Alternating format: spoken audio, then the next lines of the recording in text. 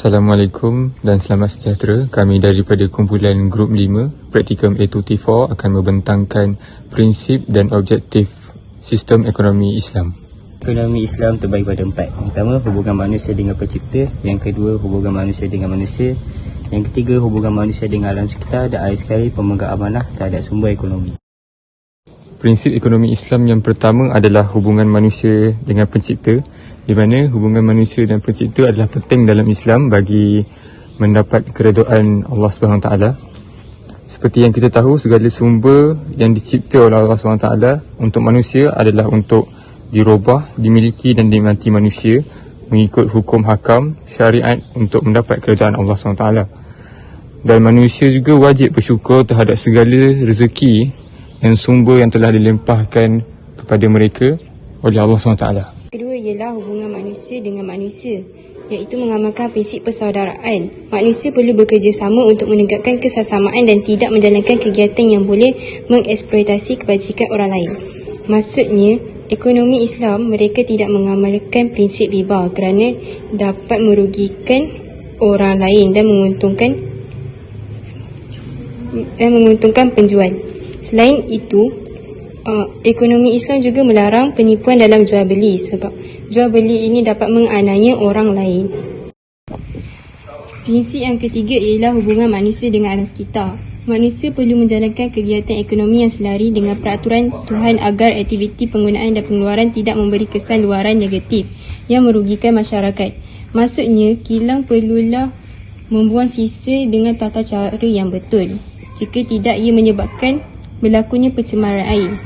Apabila berlakunya pencemaran air, masyarakat tidak dapat menggunakan sungai tersebut. Prinsip ekonomi Islam yang keempat ialah pemegang amanah terhadap sumber ekonomi. Allah Subhanahu Wa Taala ialah pemilik utama terhadap sumber ekonomi dan manusia hanya merupakan pemegang amanah terhadap sumber itu. Ia maksud bahawa segala sumber ekonomi yang datang daripada Allah Subhanahu Wa Taala dan manusia hanya menggunakan sahaja sumber ekonomi itu. Jadi apapun sumber ekonomi yang ada pada manusia, ini yang digunakan oleh Allah Subhanahu Wa Taala. Dan seterusnya adalah prinsip amanah memberi tanggungjawab kepada manusia untuk mengurus dan menggunakan sumber ekonomi yang dianugerahnya sebaik-baik tanpa pembayaran kerana sumber ekonomi manusia datangnya daripada Allah Subhanahu Wa Taala. Ini maksud apabila sumber ekonomi itu diberikan kepada manusia diberikan tanggungjawab untuk mengurus dan menggunakannya dengan baik. Jadi manusia perlulah menggunakan sumber-sumber ekonomi ini yang digunakan oleh Allah dengan baik dan digunakan dengan bertanggungjawab. Terusnya, bagi objektif sistem ekonomi Islam terbahagi kepada 4, iaitu mendapat keredaan Allah SWT, keadilan, kecekapan serta kesejahteraan dan kebajikan. Sistem ekonomi Islam yang pertama adalah mendapatkan keredaan Allah SWT, di mana manusia diciptakan untuk beribadat bagi mengejar keredaan Allah SWT. Kegiatan ekonomi juga dianggap sebagai satu ibadat yang boleh kita lakukan bagi mengejar keredaannya. Seperti contoh, Nabi Muhammad juga Nabi kita sendiri melakukan kegiatan ekonomi seperti dalam bidang perniagaan. Dan objektif ekonomi tidak terhad kepada mendapat kesejahteraan di dunia sahaja, malah untuk akhirat juga. Objektif sistem ekonomi Islam yang kedua adalah keadilan dan yang ketiga adalah kecekapan. Bagi keadilan, faktor pengeluaran seperti buruh, tanah, modal dan usahawan perlulah digunakan secara adil dalam pengeluaran barang untuk memenuhi keperluan asas masyarakat. Contohnya, kerajaan Turki mereka buat harga mampu milik supaya golongan miskin dan kaya dapat membeli barang keperluan mereka. Yang ketiga adalah kecekapan, di mana manusia sebagai pemegang amanah terhadap faktor pengeluaran perlulah berusaha dengan gigih untuk mengurus sumber dengan cekap supaya tak berlaku pembaziran. Contohnya, kilang makanan perlulah mengeluarkan barang mengikut permintaan isi rumah supaya mengelakkan pembaziran yang berlebihan. Akhir sekali, objektif sistem ekonomi Islam ialah kesejahteraan dan kebajikan. Tujuannya adalah untuk membantu manusia mencapai kesejahteraan dan kebajikan dalam setiap aspek, seperti akhlak antara penjual dan pembeli. Penjual hendaklah melayani pembeli dengan layanan yang baik. Seterusnya, kerohanian antara majikan dan pekerja. Majikan hendaklah melayani pekerja dengan layanan yang baik. Dan akhir sekali, kebendaan. Penjual hendaklah menjual barangan niaga yang sempurna dan tidak rosak. Sekian sahaja daripada kami. Terima kasih kerana menonton. Bye. Okey, sekarang kita nak bincang pasal ciri sistem ekonomi Islam. Yang pertama ialah sistem pemilikan harta dan kekayaan. Individu mempunyai kebebasan untuk memiliki harta dan mengumpul kekayaan persendirian selagi tindakan ini bersifat halal, adil dan tidak bertentangan dengan syarak Islam. So, dekat sini, individu dia bebas untuk ada harta dan kekayaan selagi harta dan kekayaan mereka ini tidak ada unsur daripada rasuah dan riba ataupun yang lain-lain. Selain itu, faktor pengeluaran yang dimiliki harus digunakan untuk mengeluarkan barang dan perkhidmatan yang halal dan berfaedah kepada manusia dan bukannya memenuhi kemahuan nafsu yang tidak terhad.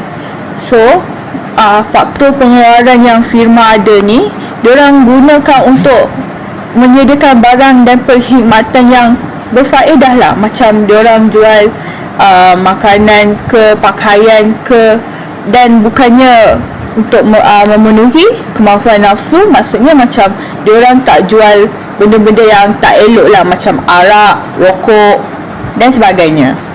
Baiklah, untuk ciri yang kedua dalam sistem ekonomi Islam ialah ekonomi tanpa riba dan spekulasi.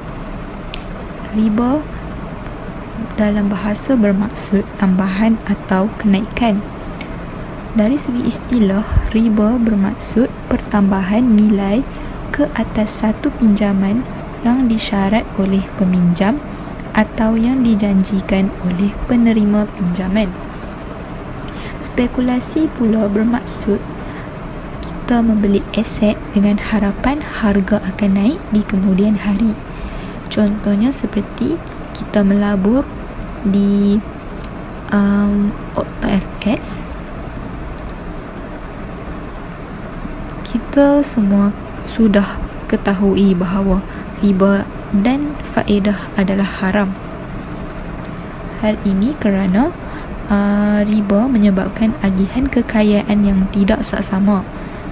Dari situ kita sudah tahu siapa yang dapat keuntungan, siapa yang akan mengalami kemiskinan. Dalam Islam, kita tidak dilarang untuk memperoleh keuntungan asalkan kita tidak melakukan penipuan. Dalam perniagaan, kita mestilah jujur agar semua kekayaan dapat dibahagikan dengan adil dan saksama. Ciri sistem ekonomi Islam yang ketiga ialah pilihan ataupun objektif pengeluaran. Pilihan ini, individu bebas membuat pilihan untuk melakukan kegiatan ekonomi untuk mencapai matlamat untuk mendapat kesejahteraan di dunia dan di akhirat. Maksudnya di sini individu bebas untuk menentukan bagaimana faktor pengeluaran digunakan untuk mencapai matlamat.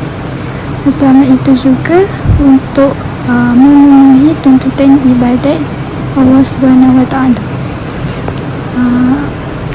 Seterusnya, keseimbangan antara individu dan masyarakat dari segi keuntungan dan kebajikan. Selanjutnya, ekonomi Islam menggalakkan persaingan yang sihat secara adil dan saksama. Oleh itu, kegiatan seperti penipuan, penindasan dan riba adalah dilarang sama sekali. Bagi agihan pendapatan pula, sistem zakat digunakan untuk mengagihkan pendapatan secara adil antara golongan kaya dan miskin. Antara manfaatnya, mampu perteguhkan hubungan persaudaraan, menjauhkan diri dari sifat kikir, serta menolong sesama Muslim. Dari segi kaedah membuat keputusan, Mekanisme harga mempunyai peranan untuk menyelesaikan masalah asas dalam ekonomi melalui interaksi kuasa permintaan dan penawaran. Kerajaan sebagai pemerintah bertanggungjawab memastikan rakyat dapat menikmati keperluan-keperluan asas.